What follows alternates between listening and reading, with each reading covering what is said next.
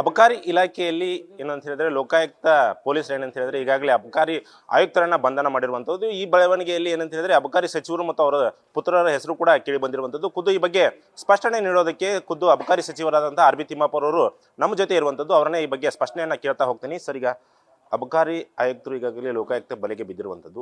ಈ ಪ್ರಕರಣದಲ್ಲಿ ತಮ್ಮ ಹೆಸರು ಕೂಡ ಕೇಳಿ ಬಂದಿರುವಂಥದ್ದು. ಆ ಬಗ್ಗೆ ಫಸ್ಟ್ ರಿಯಾಕ್ಷನ್ ಏನು ಸರ್ ತಮ್ಮದು? ಲೋಕಾಯುಕ್ತರ ಬಳಿಗೆ ದಿವಸ ನೋಡ್ತೀವಿ, 10 ಜನ ಸಿಕ್ಕರು, 12 ಜನ ಸಿಕ್ಕರು, 13 ಜನ ಸಿಕ್ಕರು. ಹಂಗೂ ನನ್ನ ಇಲಾಖೆಯಿಂದ ಸಿಕ್ಕಿದ್ದಾರೆ. ಅವನಿಗೆ ಅವನು ಮಾತನಾಡಿದಾನಂತ ಒಬ್ಬ ಆಡಿಯೋದಲ್ಲಿ, ಅವನಿಗೆ ಅವನ ಲಾಗಿನ್ಗೆ ಅವನಿಗೆ ಅಧಿಕಾರ, ಲೈಸೆನ್ಸ್ ಕೊಡುವಂಥ ಶಿಫಾರಸು ಮಾಡೋ ಅಧಿಕಾರನೂ ಇಲ್ಲ. ಅಂಥವನು ಒಂದು ಆಡಿಯೋ ಮಾಡ್ತಾನೆ. ಅವಾಗ ಮೊದಲು ಅಧಿಕಾರ ಇತ್ತು, ನಾನು ಬಂದ ನಂತರ ಆ ಅಧಿಕಾರವನ್ನು ಕಿತ್ತು ಕೆಲವು ಜನಕ್ಕೆ ಲಾಗಿನ್ ಹೋಗ್ಲಿಕ್ಕೆ ನಾವು ಮಾಡಿದ್ದೀವಿ.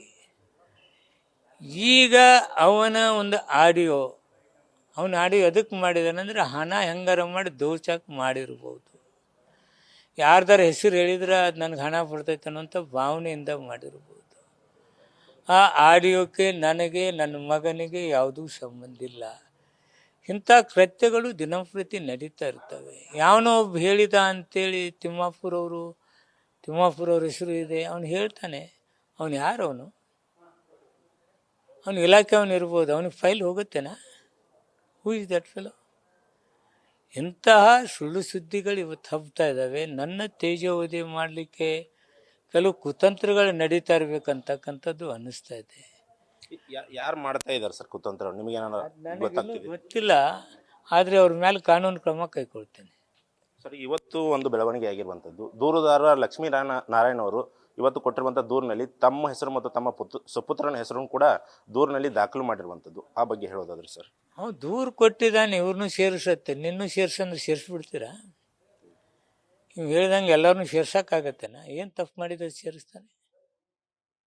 ಏನು ತಪ್ಪು ಮಾಡಿದ್ದೀವಿ ನಾವು? ಏನು ಸಿಕ್ಕಾಕೊಂಡಿದ್ದೀವ? ಹಣ ತೊಗೊಂಡಿದ್ದೀವ? ಏನು ಹಣ ಕೇಳಿದ್ದೀವ? ಮತ್ತು ಇವು ಅಧಿಕಾರಿಗೆ ಫೈಲೇ ಹೋಗ್ಲಾರ್ದಂಥ ವ್ಯಕ್ತಿ ಯಾವುದೊಂದು ಆಡಿಯೋ ಮಾಡಿ ತನ್ನ ಸ್ವಾರ್ಥಕ್ಕೋ ತನ್ನ ಲಾಭಕ್ಕೋ ಯಾರನ್ನೋ ಹೆಸರು ದುರುಪಯೋಗ ಮಾಡ್ಕೊಂಡಿದ್ದಾನೆ. ಅಂಥವ್ರ ಮೇಲೆ ಕ್ರಮ ಆಗತ್ತೆ ಬಿಡಿ. ಸರ್, ಈಗ ಆಡಿಯೋದಲ್ಲಿ ತಮ್ಮ ಹೆಸರು ಹೇಳಿರೋದ್ರ ಹಿಂದೆ ಷಡ್ಯಂತ್ರ ಇದೆ ಅಂತ ತಮ್ಮ ಒಂದು ಆರೋಪ. ನನಗೆ ಅನಿಸುತ್ತೆ ಇದೇನೋ ಒಂದು ಷಡ್ಯಂತ್ರ ಇರ್ಬೋದೇನೋ, ಅವನ ಕಡೆ ಅನಿಸಿರ್ಬೋದೇನೋ, ಅಥವಾ ಅವನೇ ಚೀಟ್ ಮಾಡಕ್ಕೆ ನಮ್ಮ ಹೆಸರು ದುರುಪಯೋಗ ನಮ್ಮದು ಮಾಡಿಕೊಂಡೆ, ನಮ್ಮ ಅಧಿಕಾರಿಗಳ್ದು ಮಾಡ್ಕೊಂಡು ಮೇಲಾಧಿಕಾರಿ. ಇವತ್ತು DC ಅವರು ಸದಾ ಪಾಪ ಮಾಡ್ಕೊಂಡಿದ್ರು. ಅವ್ರಿಗೇನು ಸಂಬಂಧ?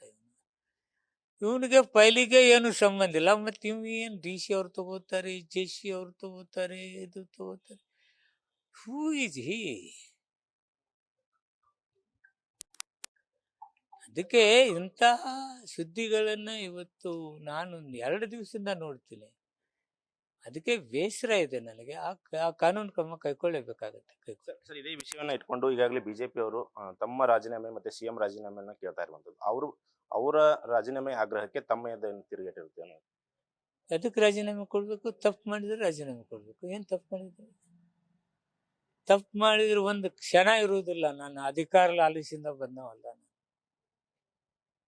ಇಂಥ ಇಲಾಖೆಯಲ್ಲಿ ದಿವಸ ಒಂದೊಂದು ಒಬ್ಬೊಬ್ರು ಹಿಡಿದಿರ್ತಾರೆ. ಮಂತ್ರಿಗೆ ಸಂಬಂಧ ಇರುತ್ತೆ ಅನ್ನೋದು. ಮತ್ತಿವ ಈ ವಿಷಯಕ್ಕೆ ಸಂಬಂಧಪಟ್ಟಲಾರ್ದಂಥ ವ್ಯಕ್ತಿ ಆಡಿಯೋ ಅದು. ಅದಕ್ಕೆ ನನಗೆ ಏನು ಸಂಬಂಧ?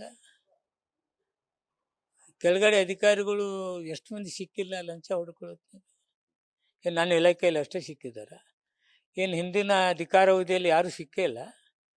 ಅಲ್ಲಿ ಸಾಕಷ್ಟು ಜನ ಸಿಕ್ಕಿದಾರಲ್ಲ. ಅದಕ್ಕೆ ಆಡಿಯೋ ಯಾವನು ದುರುಪಯೋಗ ಮಾಡ್ಕೋಬೇಕು, ಹೆಸರು ದುರುಪಯೋಗ ದುರುಪಯೋಗ ಮಾಡ್ಕೊಂಡಿದ್ದಾನೆ. ಕಾನೂನು ಕ್ರಮ ಕೈಗೊಳ್ತೀನಿ, ಸುಮ್ಮನೆ ಬಿಡಲ್ಲ. ಸರ್, ಈಗ CM ಅವರು ಈ ಬಗ್ಗೆ ತಮ್ಮನೇನಾದ್ರೂ ಮಾತಾಡೋ ಪ್ರಯತ್ನವನ್ನ ಏನಾದ್ರು ಮಾಡಿದಾರ? ತಪ್ಪೇ ಇಲ್ಲ ಅಂದ್ರೆ ಈಗ ಯಾಕೆ ಮಾತಾಡ್ತಾರೆ? ತಪ್ಪು ಮಾಡಿದ್ರೆ ಏನು ತಿಮ್ಮಪ್ಪ ಹಿಂಗೆ ತಪ್ಪಾಗಿದೆಯಲ್ಲ ಅಂತ ಹೇಳ್ತಿದ್ರು. ಅವ್ರಿಗೇನು ಇಂಟೆಲಿಜೆನ್ಸ್ ಇಲ್ಲ ಅಥವಾ ಅದ್ರ ಡಿಪಾರ್ಟ್ಮೆಂಟ್ ಬಗ್ಗೆ ಗೊತ್ತಿಲ್ಲ. ಆದ್ದರಿಂದ ನನ್ನನ್ನೇನು ಕೇಳಿಲ್ಲ, ನನಗೇನು ಹೇಳಿಲ್ಲ, ಅಂಥ ತಪ್ಪು ನಾವು ಮಾಡಿಲ್ಲ. ಇದಿಷ್ಟು ಅಬಕಾರಿ ಸಚಿವರಾದಂಥ ಆರ್ ಬಿ ತಿಮ್ಮಾಪುರ ಅವರ ಮಾತಾಗಿರುವಂಥದ್ದು. ಕ್ಯಾಮ್ರಾ ಪರ್ಸನ್ ಪ್ರಕಾಶ್ ಜೊತೆ Krishna Hadimani, news first, Bagalkote. News first, ನಿರ್ಭೀತಿಯಿಂದ ನಿಮ್ಮ ಪರವಾಗಿ.